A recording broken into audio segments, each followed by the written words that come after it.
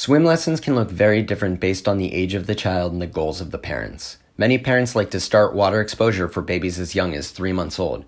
In my opinion, the only type of class babies under 6 months should be exposed to is a Mommy and Me class. This option is available for babies of nearly all ages. In a Mommy and Me class, the parent holds the child and is led through movements by an instructor. The baby will often be moved around in the water and sometimes even submerged. This gives the baby an opportunity to be with the parent in the water, splash around, and have some fun. Essentially, it's a water acclimation class that can enhance bonding with the parent. Parents can even switch their babies in around the pool without an instructor, and it'll have the same impact. Sometimes babies will learn to blow bubbles in the water in these classes, because parents generally love seeing noticeable progress. Conversely, blowing bubbles teaches a baby to let out air when their face is in the water, which decreases their buoyancy. This is the last thing you want a baby to do if they were in the water alone, so make sure to avoid classes that teach your baby this.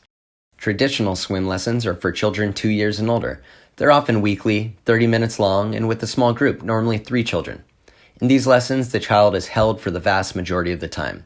This keeps the children pretty happy, but this lack of challenge impacts the speed at which they learn. Children do learn to swim over time in these lessons, but it may take years to get them to a decent swim.